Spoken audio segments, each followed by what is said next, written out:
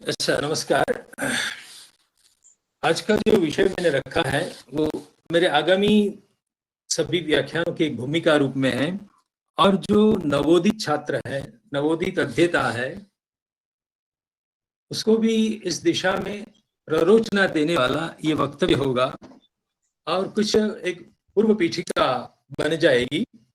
तो पांडुलिपि विज्ञान की शाखाएं एवं उपादेयता, इस विषय को आज आपके सामने रखना है।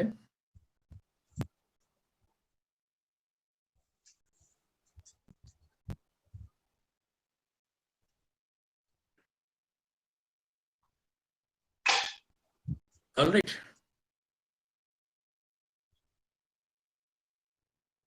राजशेखर ने काव्य मीमांसा में कहा है कि सिद्धम च प्रबंधम अनेकादर्शगतम कुर्यात्। कवि और शास्त्रकार के लिए ये सूचना दे रहे हैं हमारे राजशेखर। उनके दिमाग में ग्रंथ तो बड़े कष्ट से या प्रतिभा से आकारित होता है, लेकिन उसका भविष्य क्या, भविष्य के बारे में उनके मन में कुछ आशंकाएं रही है। क्योंकि वो जानते थे कि हस्तलिखित ग्रंथों के द्वारा ये पाठ संक्रमण होता है, एक पीढ़ी से दूसरी पीढ़ी के पास किसी भी ग्रंथ ट्रैवल करता है, संक्रमित होता है। लेकिन बीच में कहीं इस ग्रंथ को रुकावट ना आ जाए, महाकाल की ये लीला चल रही है, इसीलिए काल को थोड़ा नियंत्रित करने के लिए वो ये सूचना दे रहे हैं। सिद्धं च प्रबंधम अनेकादर्श गतम कुर्यात्। किसी कवि ने या शास्त्रकार ने जो प्रबंध बना लिया, काव्य बना लिया, महाकाव्य लिख दिया, नाटक लिख दिया, तो उसकी अनेक प्रतियां बनवाई जाए। अनेक आदर्श गतम कुर्यात् का मतलब होता है एक ही ग्रंथ की अनेक पांडुलिपियां बनानी चाहिए, बनवानी चाहिए। क्योंकि तदित्थम कथयन्ति निक्षेपो विक्रयो दानम देशत्यागोल्पजीवितम दारिद्र्यम व्यसनावगतिर अवज्ञा मंदभाग्यता दुष्टे द्विष्टे च विश्वासः एताः काव्यस्य महापदः। किसी के घर पैसा खूट जाता है तो वो मॉर्गेज करता है, निक्षेप, गिरवे रखकर अपने ग्रंथ को कुछ पैसा ले आता है, या कदाचित दुर्भाग्यवशात अपने ग्रंथ को बेच देने का भी अवसर आता है, या किसी को दान दे दिया जाता है, या किसी कारणवशात देश का त्याग करना पड़ता है, या अल्प जीवित अपने जीवन काल में वो उस ग्रंथ का फैलावा नहीं कर पाता है, या कोई दारिद्र्य से ग्रसित हो गया, कोई व्यसन आ गया, या अपने समकालिकों के द्वारा अपने ग्रंथ की, अपने काव्य की अवज्ञा हो जाती है। जैसे भवभूति ने कहा, उत्पस्यते स्तिमम कोपि समान धर्म। इस श्लोक से मालूम होता है कि भवभूति को अपने काल में, अपने जीवन काल में समकालिकों के द्वारा कुछ बहुत प्रशंसा नहीं मिली थी, उनका पुरस्कार नहीं हुआ था। या मंदभाग्यता, या कोई दुष्ट व्यक्ति के हाथ में हमारा ग्रंथ चला जाता है तो उसका विनाश कर देगा, कोई द्वेषी होगा तो भी वो उसको छिपा के रख देगा। तो ये सारी ऐसी ऐसी सिचुएशंस है जिसके कारण किसी भी ग्रंथ, किसी भी काव्य की ये सारी आपत्तियां राजशेखर के दिमाग में 10वीं 11वीं शताब्दी में आई, और उसने पहली ये हमको एक एडवाइस दे दी है, एक सलाह दी कि अनेकादर्श गतम कुर्यात्, अनेक पांडुलिपियां बनाई जाए। उसी के सामने छोर पर देखा जाए तो जो आज उपलब्ध हो रही पांडुलिपियां हैं, उसके अंतभाग में फलाना फलाना ग्रंथ समाप्त हो गया, ऐसी सूचना देने के बाद जो लिपिकार होता है, लहिया होता है, वो भी अपने पाठक को एक विनती करता है। भग्न पृष्ठी कटिग्रीवः स्तब्ध दृष्टि रथोमुखः कष्टेन लिखितम पुस्तम यत्नेन परिपालय।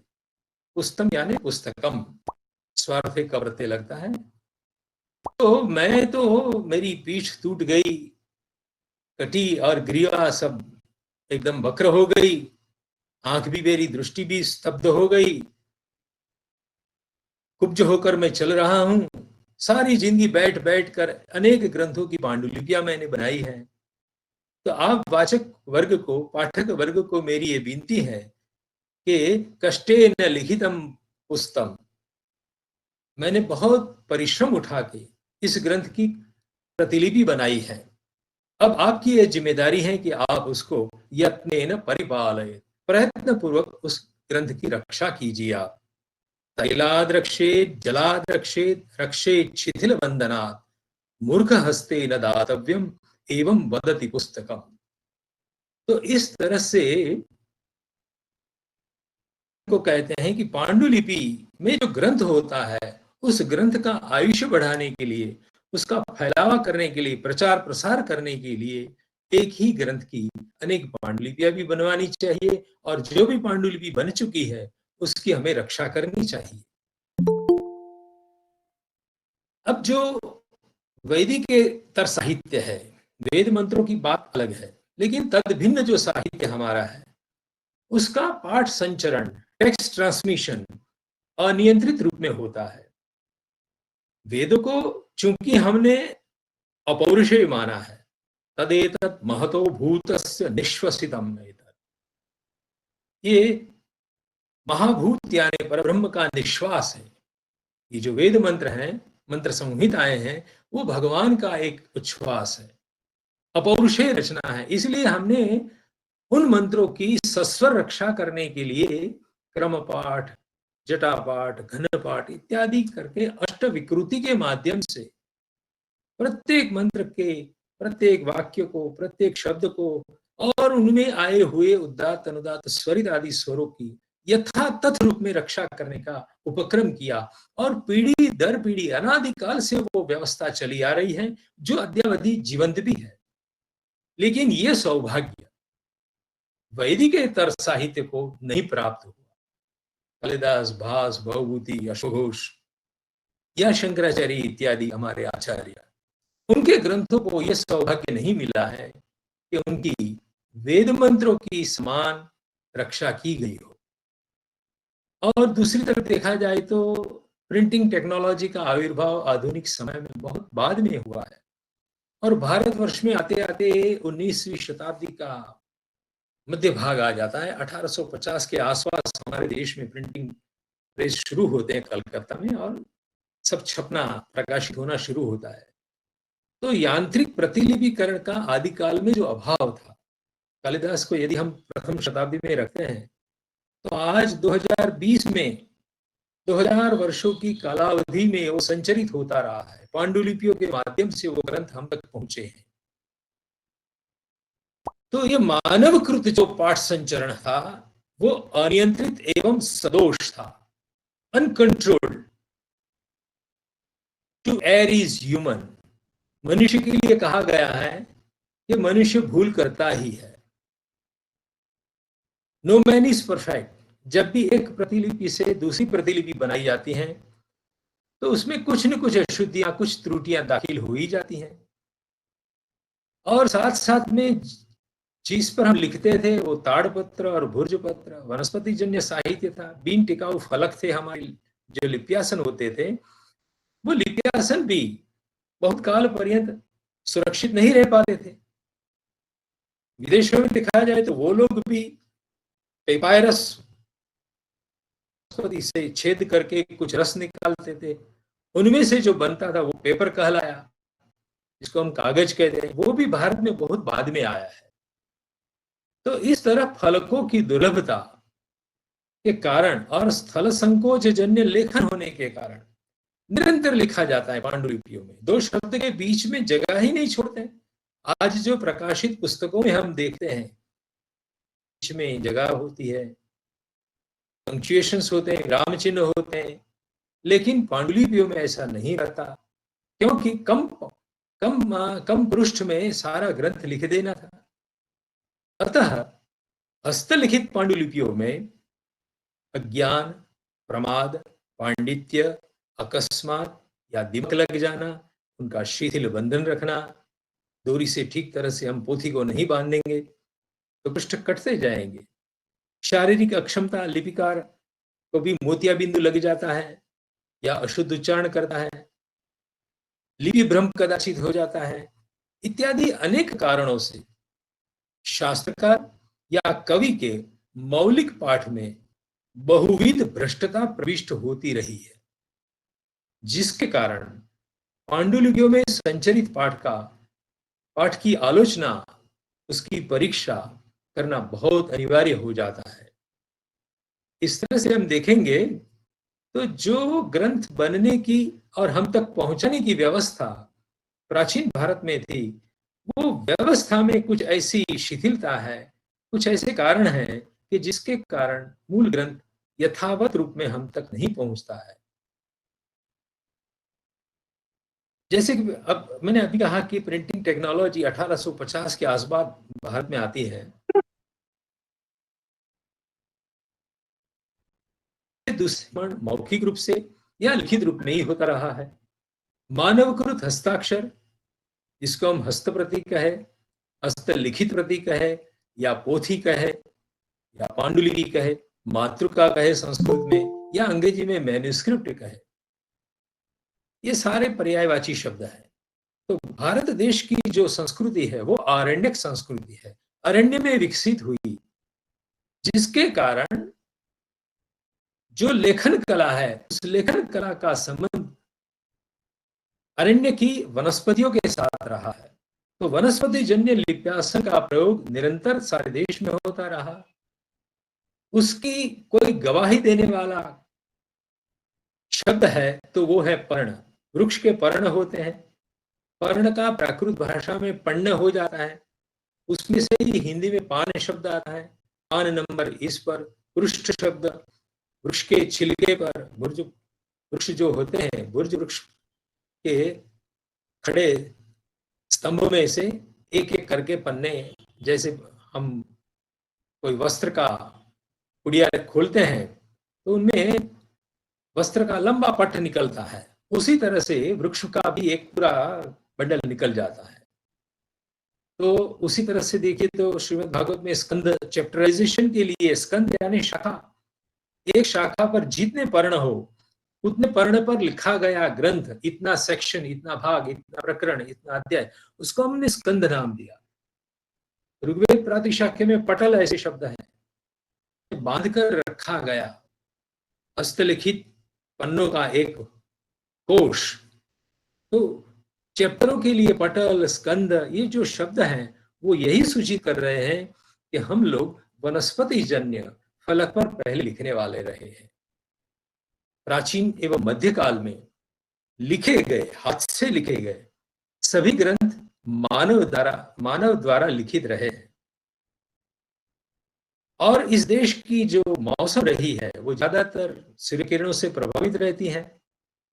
फलक की भी अपनी दुर्बलता जैसे हमने बताई आपको, और मनुष्य की जो प्रकृति है, उनका जो स्वभाव है, वो निरंतर कोई न कोई भूल करता है। No man is perfect, to err is human. हमारी गुजराती भाषा में तो एक शब्द प्रयोग है, मानस मात्र भूलने पात्र। यदि मनुष्य है तो वो भूल करेगा ही, यानी डिटो कॉपी संभव ही नहीं है। किसी ग्रंथ को जब हम देख देख कर लिखते हैं, या हमारे गुरुजी ब्लैक बोर्ड पर कुछ लिखते हैं और हम हमारी कॉपियों में लिखते हैं, तो दोनों में अंतर होता है। गुरुजी ने जो वर्तनी का प्रयोग किया होगा उसी वर्तनी के साथ हम हमारी कॉपी में, हमारी नोटबुक में नहीं लिखते हैं। कुछ गलती हो ही जाती है, हमारे दिमाग में उस शब्द की जो वर्तनी होगी तदनुसार हम लिख देते हैं। तो इन कारणों से पांडुलिपियों का पाठ एक रूप नहीं होता है। ग्रंथ एक का एक ही होगा, लेकिन आप 10-15 पांडुलिपियां एकत्र करके उनका तुलनात्मक अध्ययन जब शुरू करेंगे तो समझ में आएगा कि शीर्षक एक है, लेकिन अलग अलग पांडुलिपियों में पाठ में समानता नहीं है। तो पाठ की एकरूपता का अभाव और साथ साथ में अनेक दोषों से वो ग्रस्त भी हो रहे हैं, बहुत सारी अशुद्धियां दिखाई पड़ती हैं। अतः पाठालोचन, पाठ की प्रामाणिकता, उसकी परीक्षा करना बहुत अनिवार्य हो जाता है। ये पाठालोचन की जो हमने कार्यशैली लगाई है, उसके पीछे कारण ये है कि हम तक ये जो ग्रंथ आए हैं वो सही रूप में नहीं आए हैं। ये अवधारणा के साथ हमें चलना है। ये केवल अवधारणा नहीं है, ये हकीकत भी है। अब देखते हैं, पाठालोचना में आलोचना शब्द है, तो आलोचना यानी विवेचन, क्रिटिसिज्म, वो कितने प्रकार का हो सकता है? तो सबसे पहला होता है पाठालोचना यानी टेक्सचुअल क्रिटिसिज्म, पाठ की आलोचना, जो ट्रांसमिटेड टेक्स्ट होती है, एक पीढ़ी से दूसरी पीढ़ी के पास, दूसरी पीढ़ी से तीसरी पीढ़ी के पास संचरित होता आ रहा, शताब्दियों से संचरित होता आ रहा जो पाठ है, उसकी आलोचना हमें करनी है। पांडुलिपियों में पढ़े जा रहे किसी भी कृति के लिखितांश को लेकर, that what it is written, जो लिखित अंश है, उस रिटन डॉक्यूमेंट के बारे में कवि अथवा शास्त्रकार ने क्या यही लिखा था, ऐसा प्रश्न उठाकर जब उस परंपरागत पाठ की आलोचना यानी परीक्षा की जाती है, तब उसे पाठालोचना कहते हैं। डाउट, प्रश्न करो, पांडुलिपि में जो आप पढ़ रहे हैं वही क्या कालिदास ने लिखा था, वही क्या गौतम या कणाद मुनि ने लिखा था?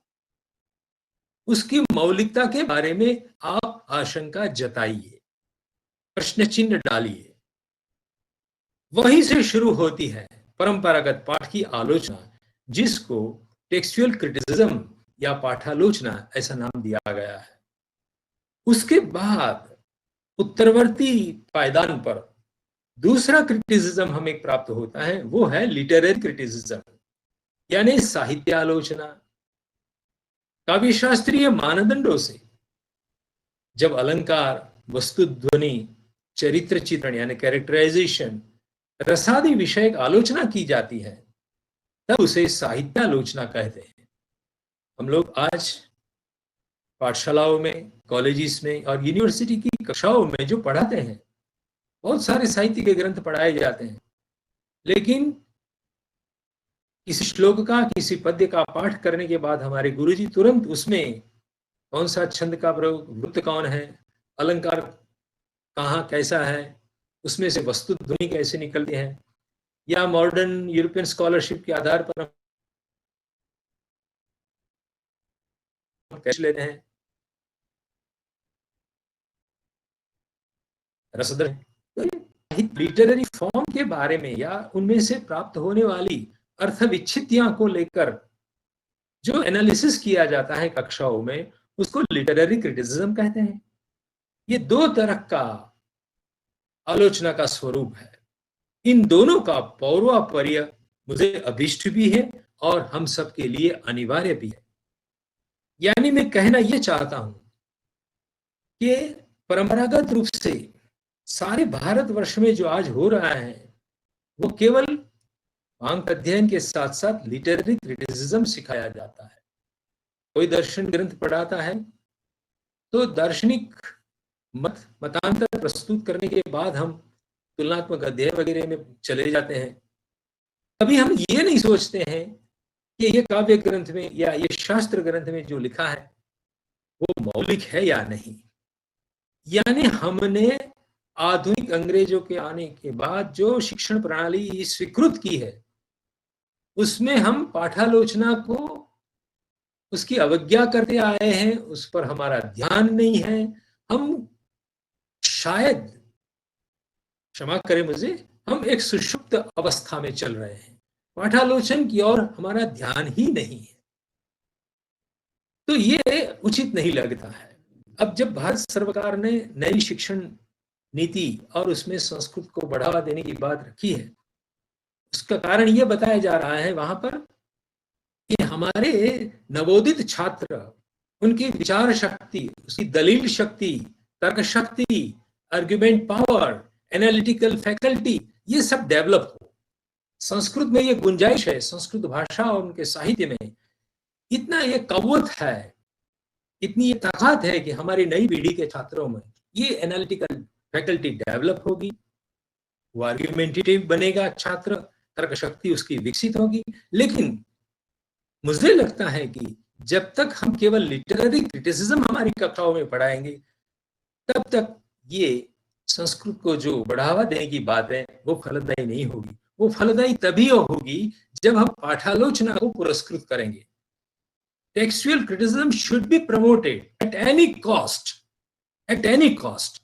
इस संदर्भ में ये केंद्रीय संस्कृत विश्वविद्यालय गंगानाथ परिसर ने जो कार्यक्रम रखा है, उसको मैं बहुत बहुत आवकार्य एक कदम मानता हूं कि नई शिक्षण नीति के संदर्भ में टेक्सचुअल क्रिटिसिज्म पर हमारा ध्यान एकदम अग्रता क्रम में आकृष्ट होना ही चाहिए, और इसलिए इस पूरी कार्यशाला महत्वपूर्ण बन जाती है। अब सबसे पहले तो प्रश्न होगा कि मैन्यूस्क्रिप्ट यानी पांडुलिपि संस्कृत में मातृका किसको कहते हैं? तो भारत सरकार ने बाय लॉ ऐसा घोषित किया है कि जो 75 साल से अधिक पुराना लिखित डॉक्यूमेंट है वो सब मैन्यूस्क्रिप्ट है। महात्मा गांधी का लिखा हुआ कोई पत्र किसी के घर में पोस्टकार्ड है तो वो मैन्यूस्क्रिप्ट है। 75 साल की अवधि निश्चित की गई है भारत सरकार के द्वारा। 75 साल पहले लिखा हुआ कोई भी डॉक्यूमेंट है उसको हम मैन्यूस्क्रिप्ट कहेंगे, वो प्रिजर्वेशन के काबिल है, उसकी हमें रक्षा करनी चाहिए। ठीक है, पाठालोचन ये सामासिक शब्द में एक पाठ शब्द आया है, तो टेक्स्ट किसको कहते हैं? तो यह श्रूयते, यह पठ्यते स पाठ, जो हम गुरुमुख से सुनते हैं या जो पांडुलिपि में पढ़ रहे हैं उसको हम पाठ कहते हैं। कवि या शास्त्रकार की किसी भी कृति यानी किसी भी रचना जो मौखिक परंपरा से या लिखित परंपरा से संचरित हुई हो उसे पाठ या पाठ्य ग्रंथ कहते हैं।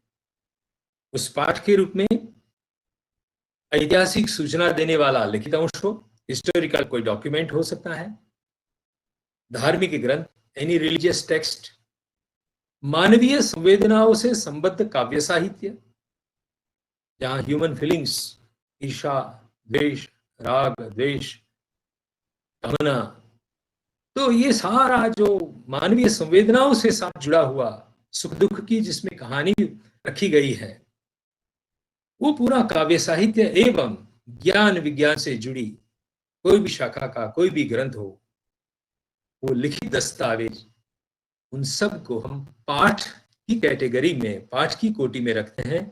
उस पाठ की हमें आलोचना करनी है, वो चाहे ऐतिहासिक दस्तावेज हो या धार्मिक ग्रंथ हो, भगवत गीता जैसा, या मैंने जो अभी कहा कि मानवीय समय, प्योर लिटरेचर जिसको कहा जाता है।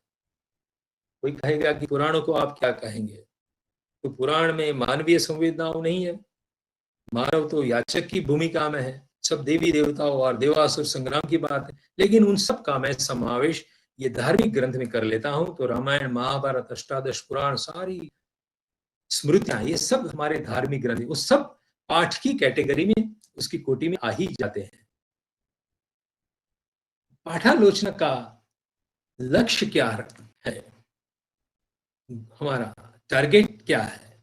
तो पांडुलिपियों में संचरित हुए अशुद्ध, त्रुटित यानी खंडित या भिन्न भिन्न पाठांतरों से युक्त पाठ होते हैं, उनमें से जो प्राचीन से प्राचीनतर हो ऐसे अथवा अधिक श्रद्धेय या मौलिक हो ऐसे पाठ की गवेषणा की जाती है। फर्स्ट, पहला लक्ष्य यह है प्राचीन से प्राचीनतर अथवा मोर रिलायबल या ओरिजिनल, उस पाठ की हमें गवेषणा करनी है। नंबर 2, तथा अशुद्ध पाठ को शुद्ध करना है हमें, और तत्पश्चात पुनः प्रतिष्ठित उसको करना है।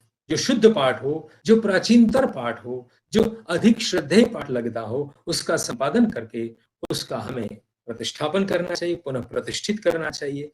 इन सारे तीन तरह के कर्तव्य को पाठालोचना का लक्ष्य माना गया है। और यहां जो मौलिक ओरिजिनल टेक्स्ट की बात, मौलिक शब्द का प्रयोग किया है, तो मौलिक पाठ शब्द से मूल ग्रंथकार को अभीष्ट हो ऐसा पाठ अभिप्रेत है, यानी intended text of an author. ग्रंथकार ने ये लिखना चाहा होगा, वहां तक तो हमें जाना ही जाना है, यही लिखा था ऐसा दावा हम छाती ठोक कर नहीं कर सकते। जहां तक कोई विपरीत साक्ष्य नहीं मिलता है, विरोधी प्रमाण नहीं है, तब तक ये मूल ग्रंथकार का पाठ हो सकता है। ऐसा लिखना चाहा होगा, ऐसा तो हम प्रस्तुत कर ही सकते हैं। पाठालोचना की अनिवार्यता क्यों है? ये प्रश्न पहला आएगा ही, क्योंकि जैसा हमने कहा कि अंग्रेजों के आगमन के बाद जो भी शिक्षण प्रणाली हमने अमल में स्वीकार्य बना ली है, उदरीकृत कर ली है, उनमें हम सीधा साहित्य आलोचना को ही पढ़ाते हैं, लिटरेरी क्रिटिसिज्म पर ही जोर दे रहे हैं। इसीलिए आज का छात्र जब हम उनको पाठालोचना की कोई बात करने जाएंगे तो वो हमसे पहला यही सवाल करेगा कि क्या अनिवार्य है? क्या अभी तक सबको संस्कृत का ज्ञान नहीं हुआ? संस्कृत का आनंद नहीं ले सकते हैं? ले रहे हैं, फिर उसकी क्या जरूरत है? तो मैं ये कहना चाहता हूं कि कवि प्रणीत जो काव्य होता है या शास्त्रकार के द्वारा जो लिखा हुआ कोई ग्रंथ होता है, शास्त्र ग्रंथ होता है, शास्त्र के सूत्र होते हैं, या उन पर पतंजलि इत्यादि ने जो भाष्य लिखे हैं, ये जो सारे मौलिक ग्रंथ हैं हमारे, वो सीधे के सीधे हम तक नहीं आए हैं। आज का पाठक वर्ग उनके बीच में, उन दोनों के बीच में, दो छोर के बीच में कौन कौन खड़े हैं जो दिखाई नहीं पड़ते हैं।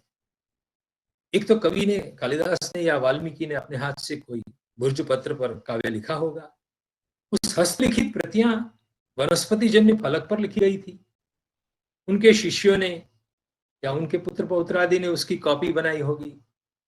बाद में हमारे टीकाकार आए, उन्होंने उस काव्य के ग्रंथ को हाथ में लेकर उस पर टीका लिखी, या काव्य शास्त्रीय कोई पंडित बैठ गया कॉपी बनाने के लिए, जिसने पहले ही काव्य शास्त्र की अपेक्षा क्या है वो जान लिया है।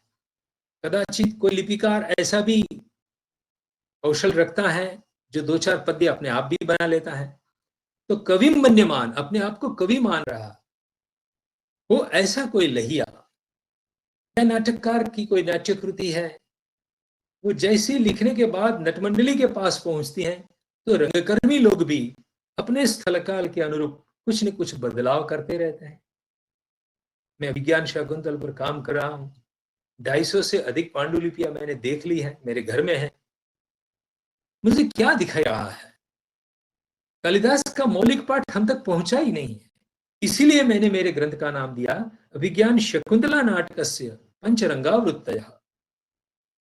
संस्कृत साहित्य का सर्वश्रेष्ठ ये नाटक, लेकिन इतनी पाठालोचना विषयक समस्याओं से भरा हुआ ये नाटक है कि जिसमें शीर्षक से लेकर भरतवाक्य पर्यंत का एक भी वाक्य मुझे सलामत नहीं मिलता है। एक ही नाट्यकृति के 3-3 शीर्षक मेरे सामने आ रहे हैं, तरह तरह की प्राकृत बदलती जा रही है। उसका विस्तार कभी दूसरे प्रसंग पर मैं करूंगा, लेकिन मैं कहना यह चाहता हूं कि पंचरंगावृत्तयः यानी 5 स्टेज वर्जन, कवि का पाठ तो दूर रहा, जो मिल रहा है वो तो नटमंडलियों का पाठ है। बाद में व्याख्याकार आए, भी आकर बैठ गए, नासतो विद्यते भावो ना भावो विद्यते सतः। केवला द्वैतवादी अर्थ वाला यह गीता का श्लोक वो द्वैतवादियों के हाथ में जाएगा तो वो क्या करेगा? बीच में अवग्रह डालेगा। नासतो विद्यते भावो, तो ना भावो विद्यते सतः, कहीं पर एक अवग्रह डालने से वो द्वैतवादी अर्थघटन भी दे सकता है ये श्लोक। यानी सांप्रदायिक लहिया जब उस पर काम करता है तो वो लोग पाठ को बदल देते हैं। तो ये सारे लोग हमारे लिए व्यवधान बनकर खड़े हैं। हम दीवार के उस पार नहीं देख सकते हैं, और ये दीवार इन व्यक्तियों से बनी हुई है कि कालिदास ने या पाणिनि ने या पतंजलि ने मूल में क्या लिखा था। कवि ने लिखा स्वहस्तलेख, ऑटोग्राफ, आज हमारे लिए कालग्रस्त हो चुका है। वो एक दूसरा दुर्भाग्य है।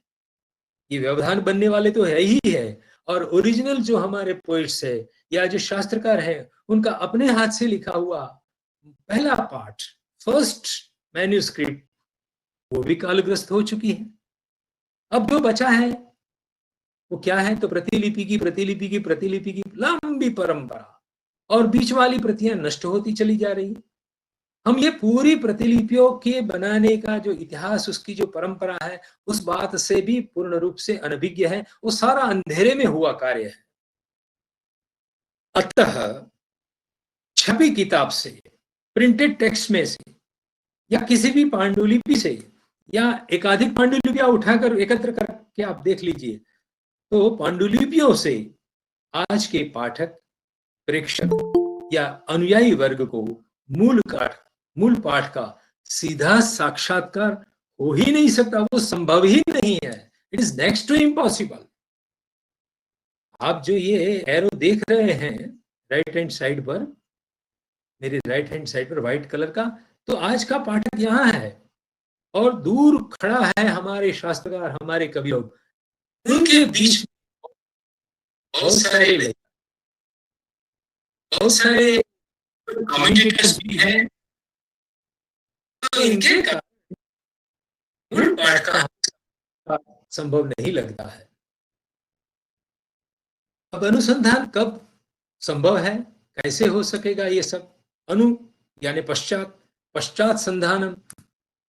आज 2020 में खड़ा एक अध्येता, वो भूतकाल में, अतीत में जाकर मूल कवि या मूल शास्त्रकार के साथ कैसे अपना संधान करेगा, कैसे जुड़ पाएगा? तो ये ध्यान से समझ ले नवोदित छात्र हमारे, नो रिसर्च विदाउट मैन्युस्क्रिप्ट। कोई रिसर्च वर्क आप नहीं कर पाएंगे यदि आपके पास पांडुलिपि नहीं है। छपी किताब से होने वाला संशोधन नहीं होता है।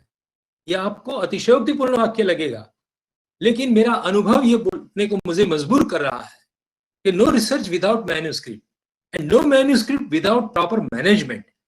यदि अवशिष्ट बची हुई थोड़ी भी पांडुलिपियां इस देश में जो आज है, उसकी सही रूप में हमें मैनेजमेंट करके सुरक्षा करनी चाहिए, ताकि हमारी पीछे आने वाली अगली भविष्य की पीढ़ी को भी हम ये विरासत पहुंचाए।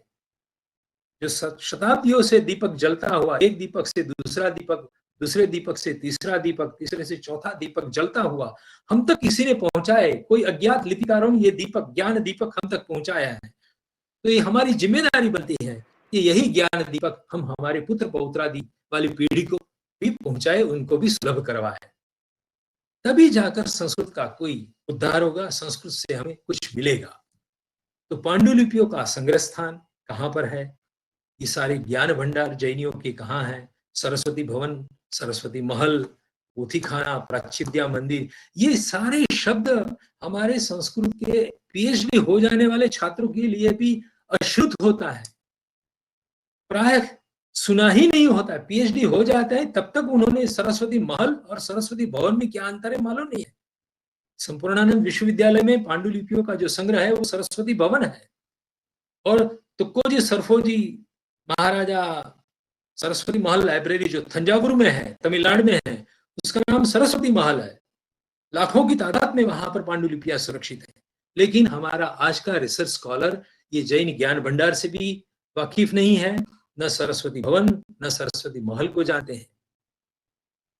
उस अज्ञान से हमें बाहर निकलना है, हमारी पीढ़ी को ये सब बताना है। तो पाठालोचना के जो तार्किक सोपान एक आश्चर्यकारक रूप से कौटिल्य के अर्थशास्त्र में, किसी घर का जो दस्तावेज होता है, डॉक्यूमेंट होते हैं कि भाई इस घर का मैं मालिक हूं, इस खेत का मैं मालिक हूं, तो इन दस्तावेजीय जो लेखन होता था उसकी सुरक्षा कैसे होनी चाहिए, कैसे उसमें भी गड़बड़ी करके लोग गलती से किसी दूसरे की जमीन पड़ा लेते हैं, हड़प कर जाते हैं। तो उस संदर्भ में कौटिल्य ने ये बहुत सारी अच्छी बात कही है वहां पर कि पुराने डॉक्यूमेंट्स का संचयन करना चाहिए, कलेक्शन ऑफ मैन्युस्क्रिप्ट्स, बाद में संकलनम यानी मैनेजमेंट, अरेंजमेंट करना, कौन पुराना पाठ है, कौन मध्यकाल में लिखा है, कौन अर्वाचीन काल में लिखा है, संकलनम, संवाचनम, उसका प्रॉपर डिसाइफरमेंट होना चाहिए सही रूप में, क्योंकि पुराने समय की लिपि और आधुनिक लिपि में आकृति में बदलाव आ जाता है। तो सम्यक वाचन होना चाहिए। बाद में उसका संलेखनम यानी लिप्यंतरण होना चाहिए, एक लिपि से दूसरी लिपि में, मुड़ी लिपि में से देवनागरी में ले आना है, ग्रंथ लिपि में से आपको तेलुगु में या तेलुगु में से देवनागरी में रूपांतर करना है, या कश्मीरी शारदा लिपि हो, नेवारी लिपि हो और मिथिलाक्षर हो, उन सब का आधुनिक देवनागरी में आपको संलेखनम करना पड़ेगा, सम्यक लेखन लिप्यंतरण करना पड़ेगा। बाद में एकत्र हुए सभी पांडुलिपियों के पाठ का संतुलन करना पड़ेगा, कंपैरेटिव स्टडी करना पड़ेगा आपको, बाद में उसमें संशोधन करना पड़ेगा, अशुद्धियों को हटाना पड़ेगा, सम्यक शोधन करना, शुद्धिकरण का, प्यूरिफिकेशन का काम करना पड़ेगा। बाद में संदर्शन मीन्स प्रॉपर इंटरप्रिटेशन, प्राचीनता एवं साधुता का निर्णय हमें करना है। यही अर्थ वाला, यही शब्द, यही वाक्य उचित लगता है। तो आप देखिए, और बाद में उसका प्रकाशन अंत में जाकर you have to publish that thing. तो this are the logical steps, one by one, एक एक पायदान पर आपको आगे बढ़ना है, तब जाकर पाठालोचना का कार्य संपन्न हो पाएगा और प्राचीनतर या अधिक श्रद्धेय पाठ को हम हस्तगत कर पाएंगे। पाठालोचक एवं पाठ संपादक की पूर्व सज्जता क्या होनी चाहिए? मुझे पाठ संपादक, मुझे टेक्स्ट एडिटर बनना है, लेकिन मुझमें कौन सा कौशल मेरे पास अपेक्षित है? मुझे टेक्स्ट क्रिटिक बनना है, पाठालोचक बनना है, लेकिन मेरे पास क्या ज्ञान संपदा, क्या अनुभव की पूंजी मेरे पास होनी चाहिए? उस पर भी विचार करना चाहिए, उसकी जानकारी हासिल करनी चाहिए। प्राचीन एवं मध्यकालिक एकाधिक लिपियों का हमें ज्ञान होना चाहिए। केवल वर्तमान देवनागरी लिपि जो हम पढ़ते हैं छपी किताबों में, उस अकेली एक लिपि का ज्ञान से हम पाठालोचन नहीं कर पाएंगे। We are supposed to know more than one old and medieval period scripts. हमें निवारी, मिथिलाक्षर, शारदा के अक्षर, ग्रंथ लिपि के अक्षर, तेलुगु और कन्नड़ लिपि के, मलयालम के लिपियों से भी अवगत होना पड़ेगा, उसका अभ्यास करना पड़ेगा। पांडुलिपियों का होना, पांडुलिपियों को एकत्र करना और उसको पढ़ने का हमें अभ्यास करना है, प्रैक्टिस करनी पड़ेगी। इतना सरल नहीं है जैसे हम छपी किताब को पढ़ लेते हैं फटाफट, उसी ढंग से हम पांडुलिपि को पढ़ पाएंगे। It is not that much easy. आपको अपनी नेत्र को एकदम तैयार करनी पड़ेगी, अभ्यस्त करनी पड़ेगी। साथ साथ में तीसरे पॉइंट बिंदु के रूप में संस्कृत, पाली एवं प्राकृत भाषाओं का हमें ज्ञान होना चाहिए। आप कहेंगे कि मैं तो संस्कृत के काम ले रहा हूं, मुझे पाली और प्राकृत जानने की क्या जरूरत है? तो ये प्रश्न ऐसा मत बोलिए आप। You are suppose to know Pali and Prakrit also. Sanskrit का अविनाभाव संबंध है, प्राकृत के बिना संस्कृत नहीं है और संस्कृत के बिना प्राकृत नहीं है। बहुत सारे संस्कृत ग्रंथों का खंडन मंडन प्राकृत ग्रंथों में मिलता है, प्राकृत में उद्धरण मिलते हैं, या प्राकृत गाथाओं का उद्धरण संस्कृत काव्य शास्त्र के ग्रंथों में दिखाई पड़ा है। यानी किसी एक टेक्स्ट का आप जब संपादन करेंगे तो आपको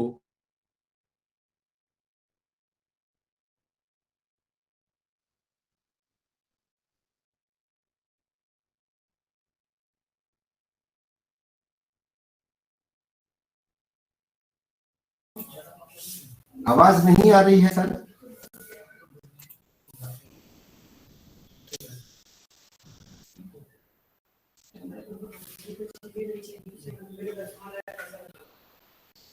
कोई लगता है नेटवर्किंग इशू होगा क्या? ज्ञान भी होना चाहिए।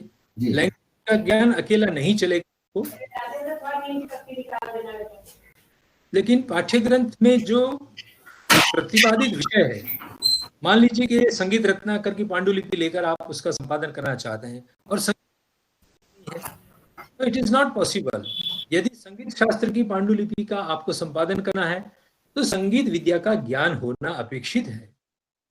भारतीय वांग्मय का पाठ वैविध्य, उसका ज्ञान होना भी बहुत जरूरी है। हमारे पूरे पाली, प्राकृत, संस्कृत, पूरा जो भारतीय वांग्मय है वो पंचविध प्रकार का पाठ है, जिसकी चर्चा में अनुगामी व्याख्यान में करने वाला हूं। उन पाठ वैविध्य का ख्याल भी हमारा मन में स्पष्ट हो जाना चाहिए और पाठ संक्रमण के स्वरूप एवं इतिहास से अवगत होना भी बहुत जरूरी है। How this old manuscripts are transmitted, ये पाठ संक्रमण का स्वरूप जानना, मेथड से ये पाठ हम तक पहुंचा है और उनका क्या इतिहास रहा होगा, उसका एक अनुमानिक चित्र हमारे मन में स्पष्ट होना ही चाहिए।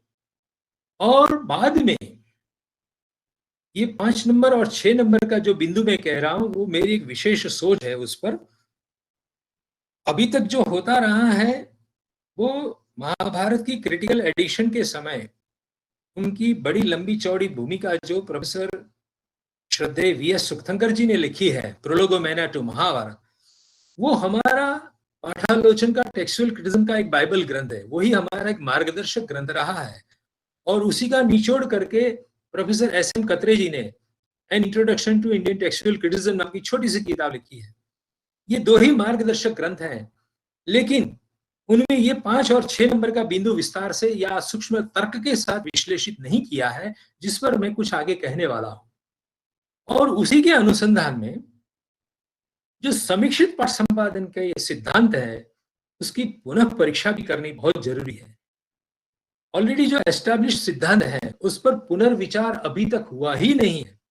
1933 में 1933 में प्रोलोगोमेना टू महाभारत जो लिखा गया वी.एस. सुक्थनकर जी के द्वारा, और उनका निष्कर्ष निकलते हुए एस.एम. कत्रे ने जो छोटी सी किताब हमको दी, उसके बाद ये पाठालोचन के और पाठ संपादन के सिद्धांतों पर पुनः विचार नहीं हुआ है, पुनः परामर्श नहीं हुआ है।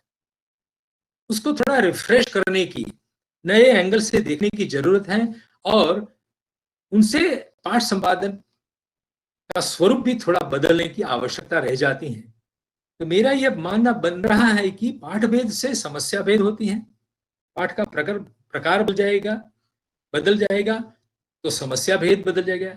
शास्त्र ग्रंथ की समस्या अलग है, शास्त्र का पाठ एक स्वरूप का है, नाटक का पाठ दूसरे स्वरूप का है, काव्य का तीसरे स्वरूप का है, इत्यादि इत्यादि मैं बताने वाला हूं। तो पाठ भेद से समस्या भेद होता है, और समस्या भेद से समाधान भेद करना भी आवश्यक हो जाता है। इसीलिए मैं कहता हूं कि समीक्षित पाठ संपादन यानी क्रिटिकल टेक्स्ट एडिटिंग आपको जब करना होगा, तो पुनः परीक्षित सिद्धांतों का भी हमें ज्ञान होना जरूरी होगा। मैं चाहूंगा कि इस कार्यशाला के माध्यम से जो मैं कुछ नई विचारधारा सिद्धांत पक्ष के बारे में रखने जा रहा हूं, उस पर पूरे भारतवर्ष के संस्कृत के विद्वान कुछ अपना दिमाग लगाए और उस पर कुछ बहस करे मेरे से। वादे वादे जायते तत्वबोध की अभी बहुत आवश्यकता है इस विषय में, तब जाकर इस ज्ञान को हम नवपल्लवित कर पाएंगे। अब ये जो मैंने कहा था कि पांडुलिपि विज्ञान की जो विभिन्न शाखाएं हैं, उसके बारे में भी हमारे मन में थोड़ी स्पष्टता हो जानी बहुत जरूरी है। फर्स्ट ऑफ ऑल, पेलियोग्राफी यानी लिपि विज्ञान। तो लिपि का उद्भव एवं विकास ब्राह्मी लिपि से सब चला रहा है। सारे भारतवर्ष में आज जो भी भाषाएं हैं, उन भाषाओं में लिखा हुआ जो ज्ञान है, जो साहित्य है, उनको लिखने वाली जो भी मॉडर्न इंडियन स्क्रिप्ट है, वो सारी की सारी ब्राह्मी लिपि में से चली आ रही है।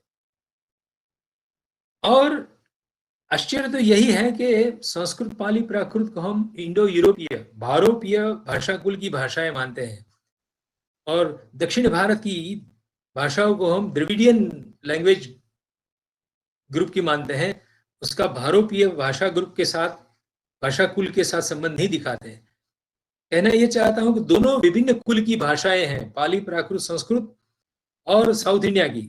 एक का ग्रुप है भारोपीय, दूसरे का है द्रविडियन, लेकिन दोनों विभिन्न कुल की भाषाओं के लिए प्रयुक्त होने वाली जो लिपियां हैं, वो सभी लिपियां केवल ब्राह्मी लिपि में से निकली हुई है। ब्राह्मी लिपि का संसार ही आज सारे देश में रूपांतरित होता हुआ कार्यरत है। तो ये सारा पेलियोग्राफिकल जो हिस्टोरिकल डेवलपमेंट है, लिपि विज्ञान है, और प्रदेश भेद से जो लिपि भेद होता रहता है, कालानुक्रम से उनमें जो बदलाव होते रहते हैं, उनसे भी हमें अवगत होना पड़ेगा। साथ साथ में लेखक की लेखन शैली, प्रत्येक लहिया की अपनी अपनी अलग अलग स्टाइल होती है। ऐसा नहीं है प्रिंटिंग प्रेस जैसा कि सभी पांडुलिपि समान आकृति वाले लिपियों में लिखी गई होगी। इसीलिए अक्षर वाचन की हमें प्रैक्टिस बनानी होगी, वर्णों का सही रूप में अभिज्ञान करना पड़ेगा। यकार और पकार बहुत साम्य नजदीक का है। लिप्यंतरण करना भी जानना पड़ेगा, शारदा लिपि में से देवनागरी कैसे करना है, और उनको रीराइट करना है, पुनर्लेखन करना है इन सब सारी पांडुलिपियों का। तो ये पेलियोग्राफिकल एक विधा है जो पूर्व पीठिका के रूप में पहले पायदान पर आने वाला ज्ञान है, जिसकी हमें आवश्यकता है।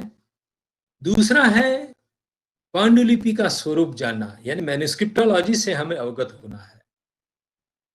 पांडुलिपि कैसी होती है, उनका बहिरंग स्वरूप कैसा होता है, फोलियो किसको कहते हैं, उसमें नंबरिंग कैसे होता है, पुष्पिका किसको कहते हैं, इत्यादि सारी जो बहिरंग व्यवस्था होती है हर पांडुलिपि की, उस हर पांडुलिपि की व्यवस्था को भी हमें समझनी है।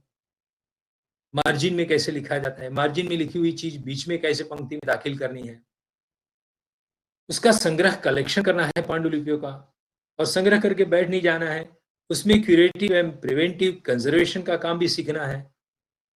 जो नष्ट होती जा रही है, जीर्ण शीर्ण होती जा रही पांडुलिपि, उसको कैसे बचाई जाए, तो क्यूरेटिव, और साथ साथ में भविष्य में और कोई उसमें खंडित भाग न प्रविष्ट हो जाए तो प्रिवेंटिव मेजरमेंट भी हमें लेना पड़ेगा।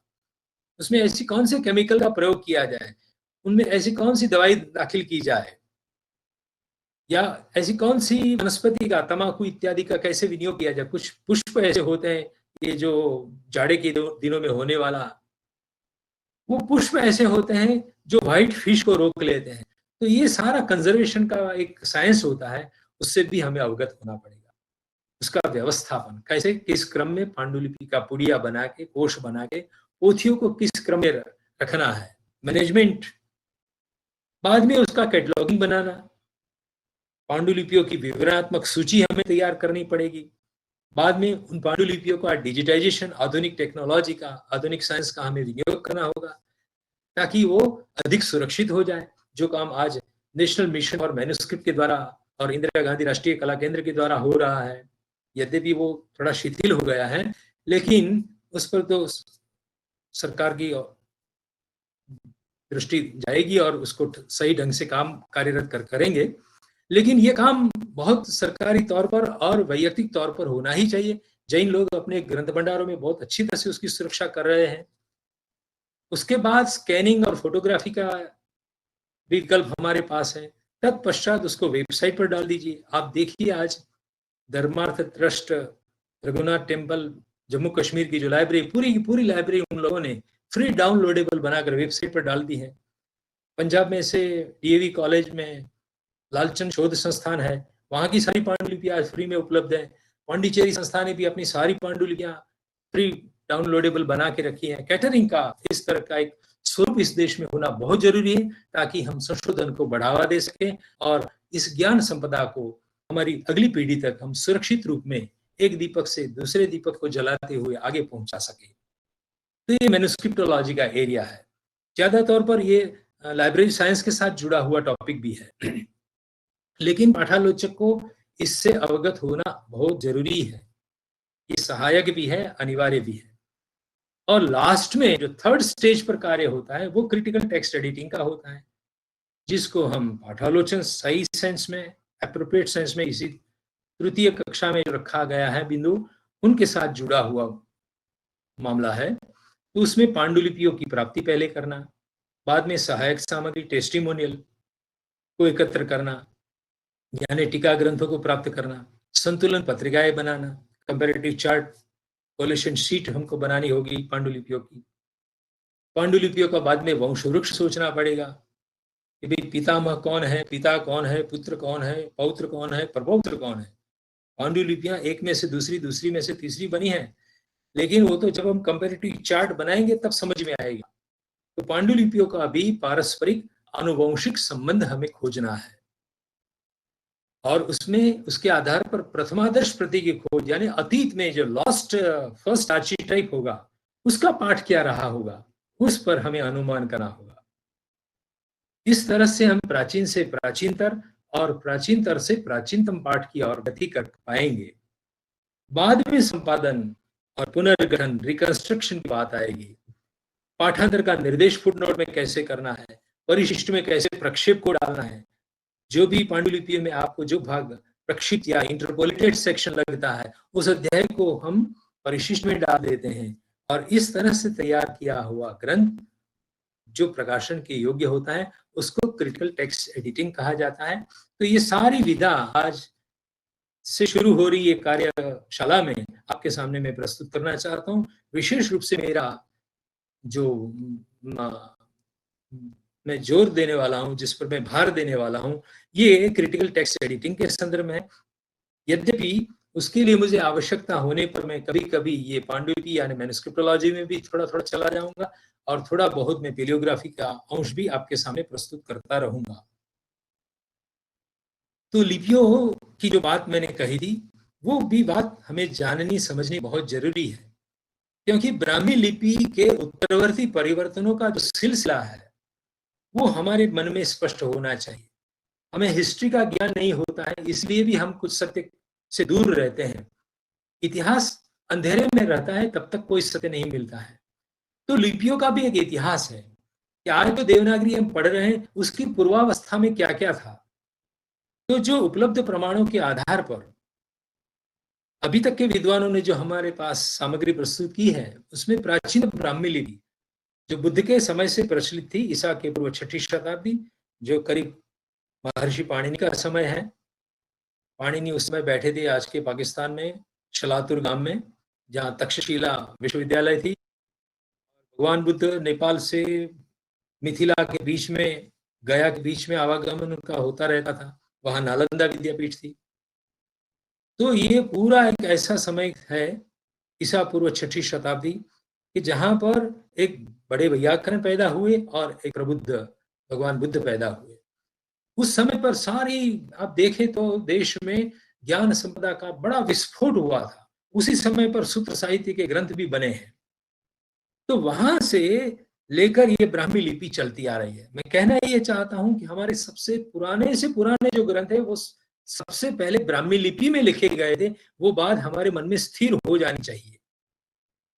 तत्पश्चात यानी भगवान बुद्ध के निर्वाण के बाद कौटिल्य का शिष्य यानी चंद्रगुप्त मौर्य, उसका पौत्र सम्राट अशोक ईसा की 3री शताब्दी में, ईसा पूर्व 3री शताब्दी में आते हैं, जिन्होंने बहुत सारे शिलालेख और स्तंभ लेख, पिलर इंस्क्रिप्शन बनवाए। तो उसमें से ये प्राचीन ब्राह्मी में से उत्तरकालिक ब्राह्मी डेवलप होती है ईसा की 4ठी शताब्दी के मध्य भाग में। 350 में ये विकसित होती है। उसका 2 भागों में बंटवारा होता है। एक गुप्तकालिक ब्राह्मी लिपि के नाम से प्रचलित जानी जाती हैं, जो 4ठी-5वीं शताब्दी में समुद्रगुप्त और चंद्रगुप्त द्वितीय के समय में प्रचलित रही, जिस समय पर संस्कृत भाषा बोलचाल की भाषा रही और राजभाषा भी बनी थी। उस कोटि में उसको स्थापित किया गया था। और दूसरे स्थान पर दक्षिण भारत में तमिल ब्राह्मी भट्टी प्रोलू के कुछ स्तूपों में से निकले हुए अंश मिले हैं, जो उत्तरकालिक ब्राह्मी लिपि का एक्सटेंशन है, वो जिसको तमिल ब्राह्मी बोली जाती है, जो 6ठी शताब्दी का लेखन स्वरूप है। उसी में से गुप्तकालिक ब्राह्मी में से कुटिलाक्षर आए, 6ठी और 8वीं शताब्दी के बीच में वो चलता रहा। उसके बाद में शारदा लिपि आती है। आज गुप्तकालिक ब्राह्मी लिपि में लिखी हुई पांडुलिपि बहुत रेयर है, बहुत कम मिली है, या अभिलेखों में ही प्राप्त होती है। कुटिलाक्षर में भी शायद बहुत कम है पांडुलिपियां, 2-4 इन्हीं गिनी। लेकिन अधिक से अधिक पांडुलिपियां जहां से मिलनी शुरू होती है वो है शारदा पांडुलिपियां। यानी पाठ संपादन के समय पर केवल देवनागरी पांडुलिपियां लेकर आप कोई संपादन का कार्य करेंगे तो आप सत्य से बहुत दूर खड़े रहेंगे। कहना यह चाहता हूं कि शारदा लिपि में लिखी हुई पांडुलिपियों की हमें उपेक्षा नहीं करनी चाहिए। उसका पूर्ण विकसित रूप कांगड़ा में, हिमाचल प्रदेश में मेरू वर्मा का एक शिलालेख है, जहां ये शारदा लिपि पूर्ण विकसित रूप में दिखाई पड़ती है। लेकिन पूर्ण रूप में विकसित होने से पहले 300 वर्ष पहले तक हम उसको ऊपर खींच सकते हैं। उसमें से आज की टाकरी, लंडा, डोंगरी और गुरुमुखी ये सारी लिपियां डेवलप हुई हैं। उसके बाद एक तीसरा स्वरूप होता है मध्य पूर्व और उत्तर भारत में, जिसमें पुरानी नागरी लिपि का प्रचलन शुरू होता है। और उसमें से देवनागरी, मैथिली, बंगाली, गुजराती, मोड़ी ये 13वीं-14वीं शताब्दी में डेवलप होती रही ये सारी लिपियां हैं। और साउथ इंडिया में आप देखेंगे तो राष्ट्रकूट के जो शिलालेख वगैरह उसमें नंदी नागरी मिलती हैं। उसी समय पर उसके साथ में ग्रंथ लिपि, और ग्रंथ लिपि में से विकसित हुई मलयालम लिपि, जैसे तिगलाड़ी, कन्नड़ इत्यादि साउथ इंडियन स्क्रिप्ट का विकास होता है।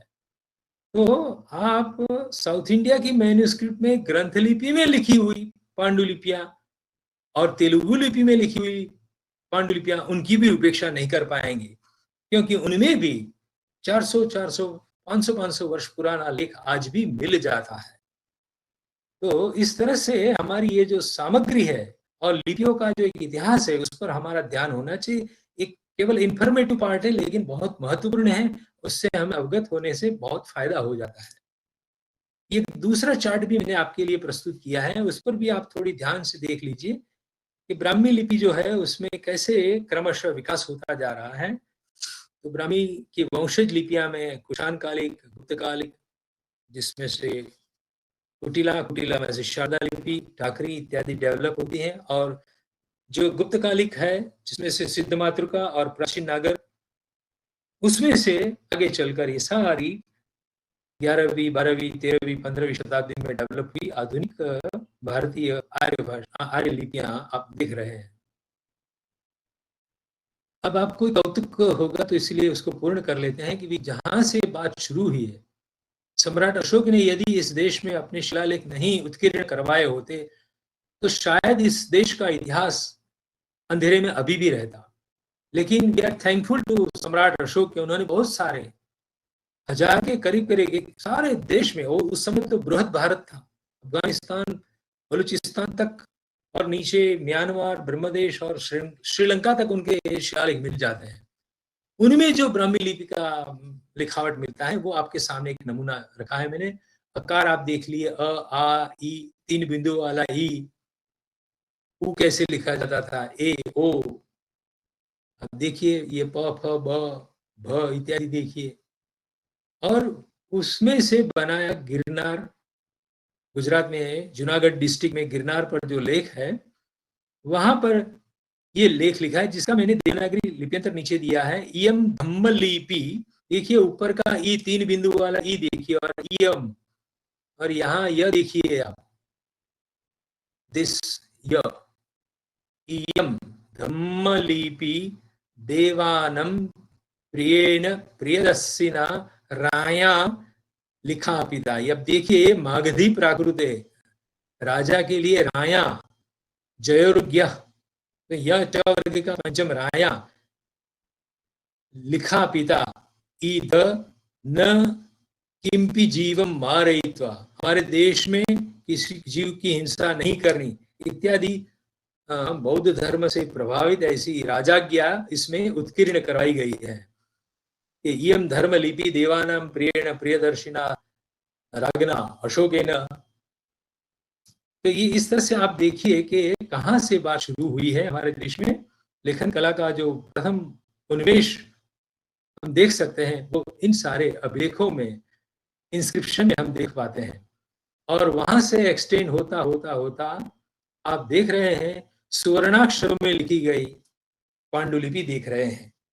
ये हेमचंद्राचार्य जैन ज्ञान मंदिर पाटन गुजरात में जो आया हुआ है वहां की पांडुलिपियां हैं। इनमें जो 2 हस्त आप देख रहे हैं, एक है सदाशिव द्विवेदी के हस्त है और दूसरी ओर जो है वो डॉक्टर मल्हार कुलकर्णी जी के हस्तलेख हैं। वो दोनों इसका एग्जामिनेशन कर रहे थे, तब मैंने पीछे से फोटो ले लिया था। तो ये कहाँ ब्राह्मी लिपि में लिखा हुआ लेख और वहां से विकसित होती होती लेखन कला, ये सुवर्ण अक्षरों से जो जैनियों के कल्पसूत्र लिखवाए गए वहां तक की हमारी समृद्ध परंपरा रही है। अब हमारे मन में प्रश्न होगा कि क्या आज भी पांडुलिपियां लिखी जाती हैं? जब प्रिंटिंग टेक्नोलॉजी आ गई देश में तो क्या अभी पांडुलिपि लिखी जाती है? तो मैं कहता हूं हाँ, अहमदाबाद के श्रुत लेखन भवन में जैन आगमों की पांडुलिपियां आज भी लिखवाई जाती हैं। और दूसरी तरफ हमारे काशी के मूर्धन्य विद्वान श्रद्धेय प्रातस्मरणीय प्रोफेसर श्री रेवा प्रसाद द्विवेदी जी ने अपने हस्ताक्षरों में कालिदास के काव्यों की ब्राह्मी लिपि में ही पांडुलिपियां तैयार कर दी है, उनके घर में है। मैं चाहूंगा कि एनएमएम का ध्यान इसकी ओर जाए और उसको प्रकाशित करे, क्योंकि कालिदास ने अपने समय में अपने जो 7 काव्य लिखे हैं, रघुवंश, कुमार संभव, मेघदूत, ऋतुसंहार, मालविका, विक्रम और अभिज्ञान शाकुंतलम, ये सारा ब्राह्मी लिपि में कालिदास ने लिखा था। तो वो किस रूप में लिखा होगा, ये पंडित जी ने उसका एक मूर्त रूप बना के अपने घर में तैयार करके रखा है। आप देख रहे हैं ये उनके नांदी पद्य का एक फोटोग्राफ जो उन्होंने अपनी कालिदास ग्रंथावली में, जो उज्जैन से प्रकाशित हुई है कालिदास अकादमी से, उससे ये फोटोग्राफ लिया गया है। उनका एक ऐश्वर्य स्थितोपि प्रणत बहुफले या वेदांतेषु यमाहुरेक पुरुषम या सृष्टि सृष्टुराद्या वहति विधिभूतम, ये सारी चीज आप देखिए। अब इसको देखने की क्या आवश्यकता है, ये एक्सरसाइज क्यों करनी जरूरी है, ताकि हमको मालूम हो जाए कि कालिदास ने जब ये लिखा था और उत्तरवर्ती समय में जब लिपि का आकार बदलता गया तो उसके कारण क्या गड़बड़ी पैदा हो सकती है। अब देखिए, ये गुरुजी ने जो लिखा है अभियान शाकुंतलम, उसमें नीचे वाला तीसरा शीर्षक आप देखिए, तो शाकुंतलम में जो अभिज्ञान आगे है, बीच में थोड़ी जगह है, शाकुंतल का ये जो उकार का उन्होंने लकीर खींची है लेफ्ट हैंड साइड पर, वो ऐसी नहीं होती है, वो राइट हैंड पर खींचनी चाहिए। उकार दाहिने दक्षिण हस्त की ओर लकीर होनी चाहिए, लेकिन ये लिपिकार के हाथ से ऐसी गलती होती है, उसका ये भी एक साक्षात्कार है। जब तक हम पुरानी पांडुलिपियों को पढ़ने का और लिखने का अभ्यास नहीं करेंगे, तब तक ये मालूम नहीं होगा कि लिपियों के आकार बदलने से मूल ग्रंथ के पाठ भी बदलते जा रहे हैं। तो ये बहुत यशस्वी और प्रशंसनीय कार्य हमारे गुरुजी ने किया है, और उसका प्रकाशन सद्य होना चाहिए कि ब्राह्मी लिपि में ये सातों ग्रंथ कैसे थे। अब देखिए, ये जो डिटीरियोरेशन होता है, पांडुलिपियां खंडित होती जा रही है, त्रुटित होती जा रही है, और उनके पढ़ने का हमें अभ्यास करना चाहिए। कुछ इंगित मात्र, कुछ निदर्शन के रूप में मैं बताना चाहता हूँ। ये जो मेरे राइट हैंड पर ये अभिज्ञान शाकुंतल की है, प्रविश्य नटी के बाद बराबर मध्य भाग में आप देखिए, पढ़िए, प्रविश्य नटी अज्ज उत्त इयम ही इयम अम्मी इयम अस्मि आणवेदु अज्जो को नियो ओ अणुचिट्ठदु इति। अब यहाँ नियोगो के लिए ओ यकार और गकार का लोप होकर उनमें रहा, व्यंजन का लोप होने के बाद ओकार अवशिष्ट रहा है प्राकृत में, नी ओ। लेकिन ये जो ओ है वो ब्राह्मी लिपि का अवशेष है, ये मैं आपका ध्यान आकृष्ट करना चाहता हूँ। ये आज जो ओमकार हम लिखते हैं, वो ओमकार का जो स्वरूप है वो मूल ब्राह्मी लिपि का अवशेष है। एक म्यूजियम पीस के रूप में वो देवनागरी तक खींचा जा रहा है, अभी तक वो वर्तमान में प्रचलन में है। नियो मीन्स नियोगो, अनुष्ठीयता।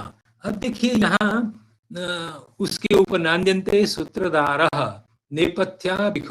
नेपथ्याभिमुखम अवलोक्य आर्ये यदि नेपथ्य विधानम, ये न छूट गया लिपि का ज्ञात से प्रमादवशात जल्दबाजी में, तो उसने यहाँ एक काक पद बताया है, एरो मैंने रेड एरो लिखा है, और यहाँ 9 और 4 लिखा है, यानी चौथी पंक्ति में, पांडुलिपि की चौथी पंक्ति में 9 बीच में जोड़ना है। विधानम अवसितम, यदि नेपथ्य विधानम अवसितम इतस्तावदागम्यताम। और ये जो हल्दी लगाई हुई है वो इरेजर है। किसी शब्द अनावश्यक गलती से लिख दिया, बाद में ध्यान में आया ये नहीं होना चाहिए, तो उसको मिटाने के लिए प्राचीन समय में ऐसी हल्दी का लेप किया जाता था, और हल्दी वाला लेप मूल पाठ का भाग नहीं है, ऐसा हमको बताया जाता है। आप देख रहे हैं कि मार्जिन में ऊपर नीचे कुछ शास्त्र की पंक्तियां भी हैं कि नांदी पद्य कैसा होना चाहिए, सूत्रधार क्या करेगा, तो नाट्य शास्त्र के कुछ उद्धरण भी साइड में किसी अध्यापक ने लिख दिया है। और ये जो प्राकृत उक्ति है नटी की, उसका संस्कृत छायानुवाद भी अधोभाग में दिया गया है। तो एक ही पांडुलिपि है, लेकिन यदि आपको इन पांडुलिपियों का पढ़ने का अभ्यास नहीं होगा, प्रैक्टिस नहीं होगी, तो आप सही स्थान पर जो अशुद्धियां को शुद्ध करके साइड में मार्जिन में कुछ दिया है, वो आप नहीं योग्य स्थान पर दाखिल कर पाएंगे। और जो प्राकृत की संस्कृत छाया दी गई है उससे भी आप अवगत नहीं होंगे, तो मूल पाठ मानकर बीच में जोड़ देंगे। ये नीचे जो है आप देख रहे हैं वो उत्तर रामचरित की पांडुलिपि है, जो धर्मार्थ ट्रस्ट रघुनाथ टेम्पल से मैं प्राप्त की है। उसमें भी आप देखिए पांडुलिपियां दिन प्रतिदिन नष्ट होती जा रही है, खंडित होती जा रही है। उन सब का जल्दी से जल्दी पाठोद्धार करना चाहिए, उसका उपयोग हमें कर लेना चाहिए। अब पाठालोचना की उपादेयता क्या?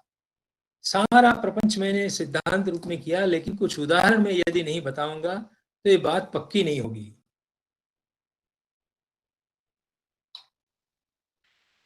और आज मेरा सौभाग्य है कि हमारे बीच में श्रद्धेय प्रोफेसर रमेश कुमार पांडे जी कुलपति महोदय उपस्थित हैं।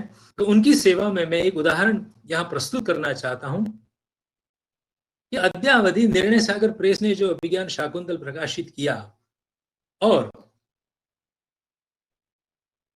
बंगाल के महामहोपाध्याय ईश्वर चंद्र विद्यासागर के कहने से हमने इस देवनागरी पाठ को मान लिया कि यही कालिदास प्रणीत है, क्योंकि उन्होंने ये मत बताया।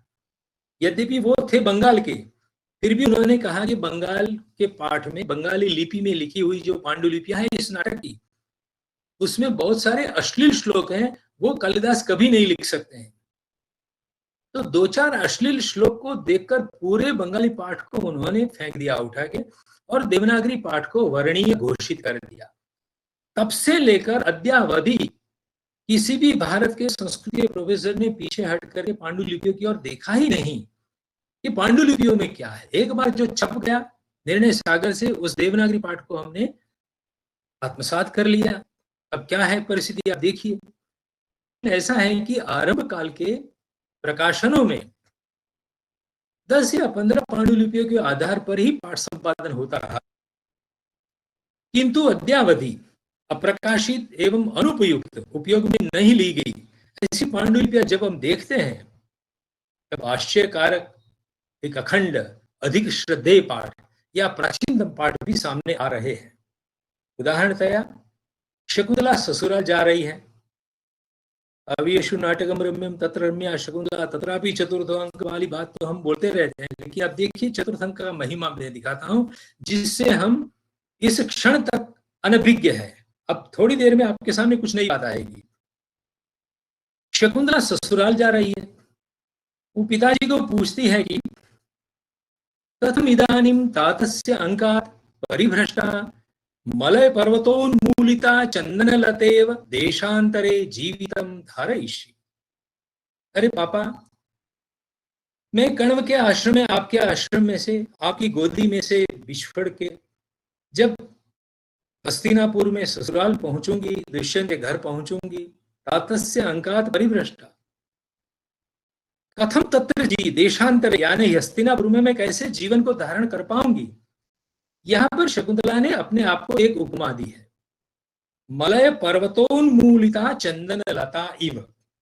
जैसे मलय पर्वत से उन्मूलित की गई चंदन लता जैसी मैं वहां पर कैसे टिक पाऊंगी।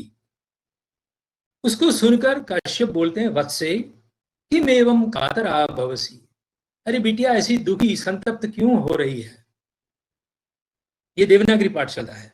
न केवल देवनागरी, यही पाठ मैथिली पाठ है, यही बंगाली पाठ है, यही साउथ इंडियन पाठ है, यानी 4-4 देश के विभिन्न कोने में यही चलता है।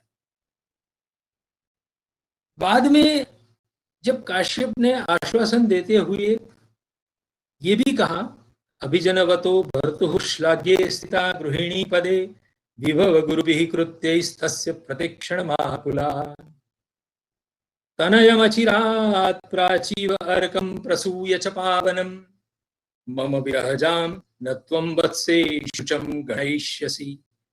अरे बिटिया, मेरे विरह का दुख तुझे नहीं रहेगा, क्योंकि बड़े घराने में, अभिजन कुल में, यानी दुष्यंत के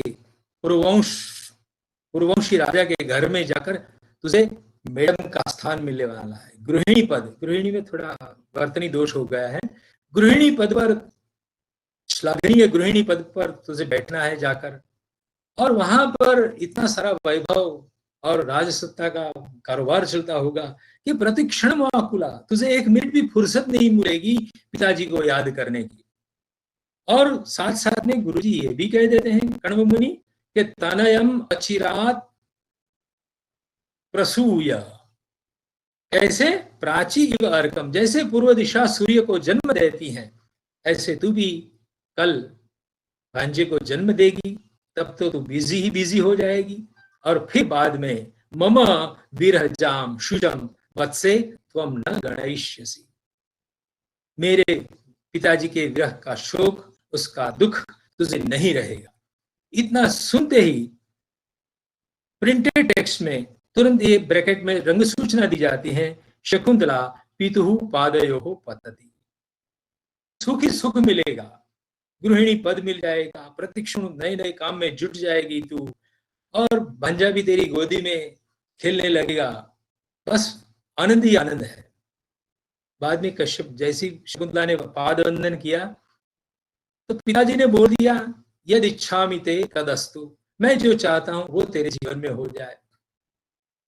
लेकिन पाठालोचना करने के लिए अब हमें प्रश्न करना होगा, क्या कालिदास ने यही लिखा था? एक शंकाशील मगज से, दिमाग से हमें प्रश्न उठाना है कि हम जो छपी किताब में आज पढ़ रहे हैं वो क्या यही ठीक लगता है? मुझे लगता है कि ठीक नहीं है। कोई भी ससुराल जा रही कन्या को जब पिता कहेगा कि वहां सुख ही सुख है, बड़ी गाड़ियों में घूमेगी, महलों जैसे घर में रहने को मिलेगा, पुत्र प्रसव हो जाएगा, और इतनी जल्दी से क्या बिटिया अपने पिता को वंदन करके चल पड़ती है? Is it possible? कुछ मुझे यहां कुछ खटक रहा है।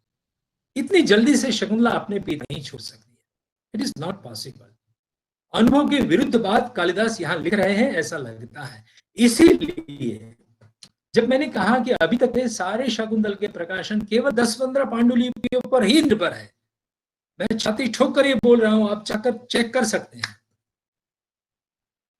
लेकिन प्राचीनतम एवं अनुपयुक्त शारदा पांडुलिपियों में जब देखते हैं, मैंने अभी अभी आपको दिखाया कि ब्राह्मी लिपि का जो संसार देखा है हमने, उसमें गुप्तकालिक ब्राह्मी लिपि, उसमें से कुटिलाक्षर, और कुटिलाक्षर में से बाद में शारदा लिपि आती है।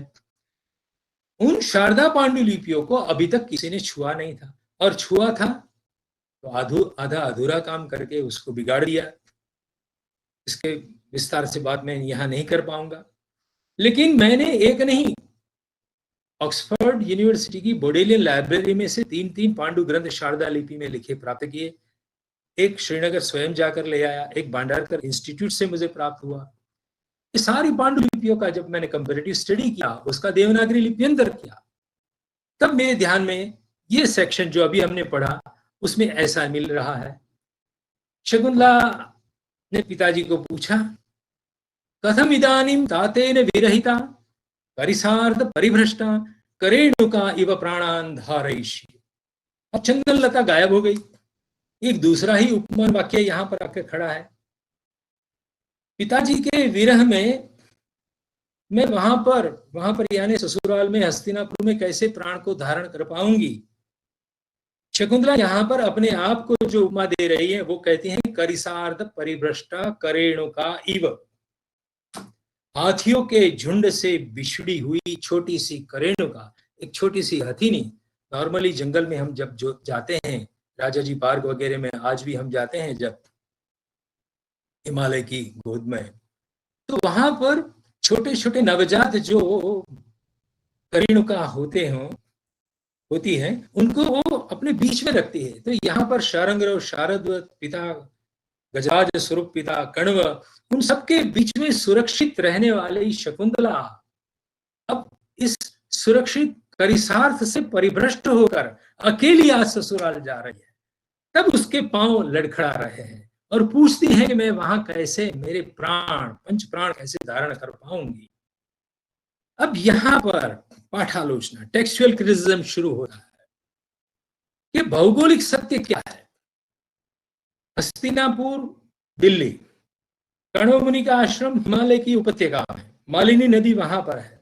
दुष्यंत वहां पर मृगया के लिए गया था। शकुंतला का संवर्धन वहां उसको जन्म दिया था। तो शकुंतला जहां जन्मी, पैदा हुई और जहां पर वो संवर्धित हुई, वो तो हिमालय का परिसर है, जहां पर आज भी करिसार गजराज के झुंड घूमते दिखाई पड़ते हैं। तो क्या शकुंतला अपने आप को चंदनलता का उपमान दे सकती है? This is the question. क्योंकि आज जो चंदन का वृक्ष हो कर्नाटक और केरला की बॉर्डर पर होते हैं, यानी ज्योग्राफिकल ट्रूथ नहीं है। जो पाठ हम पढ़ा रहे हैं आज, वो पूरा का पूरा अकालिदासीय है। कालिदास ने लिखा ही नहीं है, किसी ने परिवर्तित किया हुआ पाठ हम पढ़ा रहे हैं। और प्रासंगिकता की दृष्टि से देखा जाए तो भी जब शकुंतला ससुराल जा रही है, एक दूसरा बॉटनिकल ट्रूथ भी कहना चाहिए, चंदन के वृक्ष होते हैं, चंदन की लता नहीं होती है। ये पाठ उस रूप में भी गलत है। भौगोलिक दृष्टि से एक तो हिमालय में चंदन नहीं होता, और बॉटनिकली वनस्पति शास्त्र की दृष्टि से कहे तो चंदन की वृक्ष होते, चंदन की लता कदापि नहीं होती है, से भी विरुद्ध है। अब देखिए, ये ज्योग्राफी एंड बॉटनी दोनों के खिलाफ जा रहा है वो पाठ। असत्य पाठ पढ़ा रहे हैं हम लोग, पढ़ रहे हैं। और जो प्रासंगिकता की दृष्टि से देखा जाए तो ससुराल जा रही कोई भी कन्या, वो अपनी तुलना किसी चंदन लता के साथ नहीं करेगी, अपनी डेलिकेसी के बारे में, नजाकत के बारे में नहीं बोलेंगी, वो अपनी निस्सहायता के बारे में कहेंगी कि मैं करिसार्थ से आज परिभ्रष्ट हो रही हूं, आज तक तो मैं बड़े बड़े गजराजों के बीच में सुरक्षित रह पाई हूं, कल मेरा क्या होगा जहां मैं अकेली होंगी ससुराल में। तो ये जो निस्सहायता का प्रसंग है, पिताजी का घर छोड़ के पति के घर जाना है, उस प्रसंग के अनुरूप ये पाठ है। ये शारदा पाठ है, कश्मीरी पाठ है, जो मौलिकता के नजदीक लगता है, भूगोल के सत्य के नजदीक है, वनस्पति शास्त्र के सत्य के नजदीक है, प्रसंग के अनुरूप है। This is called textual criticism. बाद में कश्मीरी पाठ में सेंटेंस आता है कि मेवम काता आसी, ऐसी दुखी क्यों हो गई, अभिजनवतो भर्तुः श्लाघ्ये स्थिता गृहिणी पदे विभव गुरुभिः कृत्यैरस्य प्रतिक्षणमाकुला तनयमचिरात् प्राचीव अर्कं प्रसूय च पावनम् मम विरहजाम न त्वं वसे शुचम गणयिष्यसि अपिछेदम अवधार। एक एडिशनल सेंटेंस आया, देखिए, जो केवल कश्मीरी पाठ में दिखाई पड़ता है। अपिछेदम अवधार, यहां पर महाकवि कालिदास ने अपि एवं च दो समुच्चयार्थक अव्यय का निपात का उपयोग किया। उसका स्वारस्य क्या है? महाकवि कालिदास इस नाटक में जहां पर भी समुच्चयार्थक अपिच का प्रयोग करते हैं तो वो बाइफोकल सीन होता है। बाइफोकल सीन का मतलब मेरा मन में ये है कि हे शकुंतला, तुम जब ससुराल जा रही हो तो ससुराल में तुमको वहां पर इतना इतना सुख मिलेगा, और दूसरा एक कैमरा कालिदास ने लगाया है कण्व मुनि के आश्रम पर, और यहाँ की चिंता छोड़ के बिटिया छेदम अवधार है। और बिटिया ये भी ध्यान में रखना, देखिए अब क्या बोलते हैं कालिदास।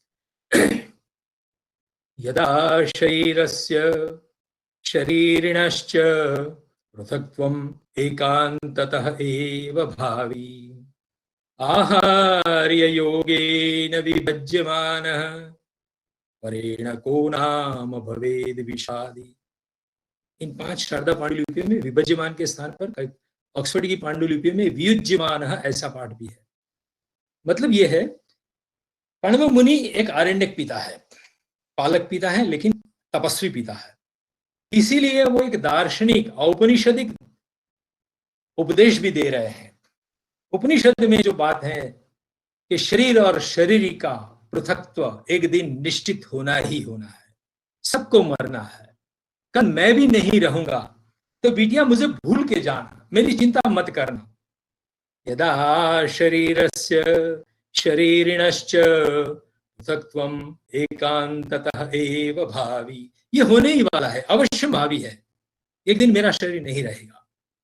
आहार्य योगेन विभज्यमानः परेण को नाम भवेद विषादी। कालिदास यहाँ एक उपमा देते हैं, जैसे किसी नट ने अगले दिन किसी नाटक में हिस्सा लिया है और रामचंद्र का राज्याभिषेक का प्रसंग उसमें अभिनीत किया था। उसने अपना किराए पर लाया हुआ मुकुट, जो आहार्य है, वेशभूषा का एक भाग है, वो दूसरे दिन किराए पर लाया हुआ मुकुट उसको वापस लौटाता है। तो आहार्य योगेन विभज्यमान, आहार्य मांग कर या किराए पर लाई हुई चीज जब हम वापस लौटा देते हैं तो उन परकीय वस्तु को छोड़ते समय क्या कोई आदमी विषादग्रस्त होता है? ये शरीर हम भगवान के घर से लाए हैं तो भगवान को वापस देना ही देना है। ज्यों की त्यों धर दीनी चदरिया, ये भगवान ने आत्मा को एक शरीर का आवरण दिया है, उस आवरण को एक दिन हमें छोड़ना ही है। तो बिटिया अपिछेदम अवधार है, वहां सुख मिलेगा और यहाँ की चिंता छोड़ के जाओ। ये बाइफोकल सीन, ससुराल में क्या होगा और मायके में क्या होगा, दो तरफ एक एक कैमरा लगाया है, इसीलिए दोनों श्लोक का होना सार्थक सिद्ध होता है और समुच्चयार्थक अपिच अव्यय का होना भी समुचित प्रतीत हो रहा है। और एक ये गृहस्थ पिता कन्या का विदाय नहीं कर रहा है, ये आश्रमवासी पिता, औपनिषदिक पिता अपनी कन्या को विदाई दे रहा है, इसीलिए ऐसी एक दार्शनिक भूमिका भी उनके पल्लू में पकड़ा देते हैं बिटिया को। तब जाकर शकुंतला पितुः पादयोः पतति, यहां भाव जगत का एक वर्तुल पूर्ण होता है। अगले वाला जो पाठ हमने देखा देवनागरी पाठ, उसमें यह उत्तरार्ध नहीं है। अब आप मुझे बताइए, तत्र श्लोक चतुष्टय में क्या इस श्लोक का स्थान नहीं हो सकता? हम कालिदास से कितने अनभिज्ञ हैं। क्यों अनभिज्ञ है? क्योंकि हमने अधिक से अधिक पांडुलिपियां देखी ही नहीं।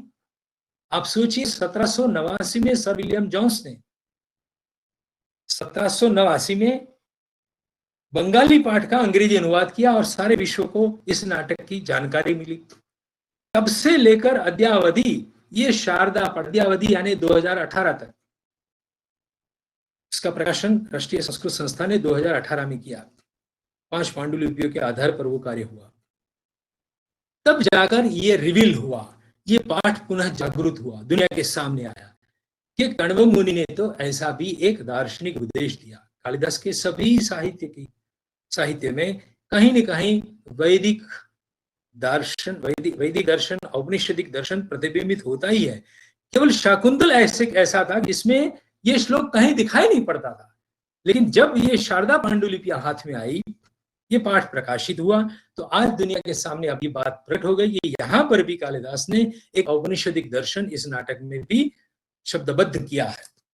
बाद में कवि काश्यप ने कहा, वत्से यदिच्छसि तदस्तु ते, तू जो चाहे ऐसा सुख तुझे मिले। देवनागरी पाठ में ऐसा था, जो मैं चाहूं वो तुझे मिले, यानी पिता डिक्टेट कर रहे हैं, मैं जो चाहूंगा वो तेरे भाग्य में होगा। लेकिन कश्मीरी पाठ कहता है कि तू जो चाहे ऐसा सुख तुझे मिले। तो ये पिता तो वही चाहेंगे कि बिटिया जो चाहे वो उसको मिल जाए। तो यहाँ आशीर्वाद का स्वरूप भी पाठांतर के वेद से अलग हो जाता है। तो एकमात्र सही मार्ग है, मैंने ब्रैकेट में रखा है, लेकिन मैं ब्रैकेट को खोलना भी चाहूंगा कि नवोदित छात्र इस वाक्य को ध्यान से समझ ले कि पाठालोचना ही अनुसंधान का, हर रिसर्च का एकमात्र सही मार्ग है। साहित्य शास्त्रीय आलोचना से पहले ही पाठालोचना होनी चाहिए। Means any literary criticism should be preceded by the textual criticism. इस वाक्य को आप अपने गले का हार, अपना कंठहार बना के रखिए। याद रखिए नवोदित छात्र कि मुझे साहित्य शास्त्रीय आलोचना बाद में करनी है, मैंने पहले तो पांडुलिपियां एकत्र करके किसी भी पाठ का प्राचीनतम स्वरूप क्या है, शुद्ध पाठ क्या है, मौलिकता के नजदीक क्या पाठ है, उसकी मुझे गवेषणा करनी है। That will be the real research. अन्यथा जब भी नई पांडुलिपियां खोजी जाएगी, नए पाठांतर प्रकाश में आएंगे, तब भूतकाल में किए गए सारे विवेचन, सारे लिटरेरी क्रिटिसिज्म, सारी समीक्षाएं, सारे मूल्यांकन गलत सिद्ध हो जाएंगे। अब कश्मीरी पाठ जब प्रकाश में आ गया है, तो अद्यावधि जो भी अभिज्ञान शाकुंतल पर लिखा गया है, जितनी भी सारी टेक्स्ट हमारी प्रिंटेड टेक्स्ट की लाइब्रेरियों में है, उसको बदलने की आवश्यकता अब खड़ी हो गई है। पुराने मूल्यांकन को, पुरानी समीक्षाओं को हमें भूलना पड़ेगा, बदलना पड़ेगा। इस अर्थ में ओल्डनबर्ग ने कहा था, इस अर्थ में Sanskrit is a very fertile field for higher research. Sanskrit एक ऐसा उपजाऊ, ऐसा फलदायी क्षेत्र है कि जहां पर आप नित्य नवीन खोज कर सकते हैं, नई बात बाहर ला सकते हैं, और नई बात यानी पाठालोचना के मार्ग से प्राप्त होने वाली बात। महाकवियों के महाकवित्व को अखंडित बनाए रखने के लिए और उनके काव्यों को अन्य दोषों से मुक्त करने के लिए भी पाठालोचना की अनिवार्यता आज महसूस हो रही है, और उसको अग्रता देनी चाहिए। बाद में ही साहित्यिक समालोचना का अवसर प्राप्त होता है, उससे पहले नहीं। मेरी बात को मैं उपसंहार की ओर ले चलता हूं। सामान्यतया मैन्युस्क्रिप्टोलॉजी यानी पांडुलिपि विज्ञान, इस शब्द का प्रयोग बहुत व्यापक अर्थ में किया जाता है। दोनों का कार्यक्षेत्र एवं लक्ष्यांक भिन्न ही है। भारतीय पुरालिपि विज्ञान यानी palaeography is a different area. पांडुलिपि विज्ञान यानी मैन्युस्क्रिप्टोलॉजी, जो पांडुलिपि के बहिरंग के साथ जुड़ा हुआ है। और तीसरा चरण होता है वो पाठालोचन एवं समीक्षित पाठ संपादन यानी textual criticism and critical text editing. इन तीनों का क्रमिक ज्ञान अनिवार्य है, तथापि उनमें से उत्तरोत्तर बलियस्त है, उत्तरोत्तर प्रक्रिया महत्वपूर्ण है। अंतिम पाठालोचना की प्रक्रिया में पुरोगामी दोनों विषयों का ज्ञान सहायक होता है और वे दोनों आनुषंगिकतया जुड़े हैं। यानी हमारा अल्टीमेट गोल तो पाठालोचन ही है, टेक्सचुअल क्रिटिसिज्म ही है, लेकिन पाठालोचना करने के लिए हमें मैन्युस्क्रिप्टोलॉजी भी जाननी पड़ेगी और उससे पहले पेलियोग्राफी में भी, यानी पुरातन लिपि शास्त्र, लिपियों का उद्भव एवं विकास, अलग अलग शताब्दियों में कैसे लिपियों में बदलाव आते रहे हैं, प्रदेश भेद से भी आते रहे हैं और कालक्रम से भी लिपियों में भेद आते रहे हैं, ये सब देखना पड़ेगा। और केवल एक ही लिपि में लिखी हुई पांडुलिपियों से पाठोद्धार नहीं होगा, ये बात भी समझ लीजिए। जैसे मैंने आपको बताया अभी कि शारदा पांडुलिपि किसी ने देखी नहीं थी तो सत्य के नजदीक हम नहीं जा रहे थे। तो पुस्तकी भवति पंडितः का मर्म अब समझ में आ जाएगा। ये पुस्तकी का मतलब होता है जिसके पास अधिक पांडुलिपियां हैं वही सही पंडित सिद्ध होगा, वही रियल स्कॉलर बन पाएगा। जब तक हम पांडुलिपियां एकत्र नहीं करेंगे, ज्यादा से ज्यादा नई अनुपयुक्त, अभी तक किसी को स्पर्श नहीं किया, ऐसी नई पांडुलिपियां खोज कर ले आएंगे, तब रियल स्कॉलर कुछ नया पाठ बना के हमारे सामने रखेगा और ग्रंथ का नया मर्मोद्घाटन हमारे लिए प्रकट हो जाएगा। आप सबको बहुत बहुत धन्यवाद मुझे मौका देने के लिए। मेरा नमस्कार। और मैं चाहूंगा कि ये श्रृंखला निरंतर बनी रहे और भविष्य में नई शिक्षण नीति के संदर्भ में संस्कृत को जो विशेष स्थान दिया गया है, उसमें पाठालोचना को अग्रिमता के क्रम पर सभी हमारी पाठशालाओं में, कॉलेजेस में, यूनिवर्सिटीज में उसको स्थान दिया जाएगा, ऐसी उम्मीद करते हुए मेरी वाणी को विराम दे रहा हूं। नमस्कार।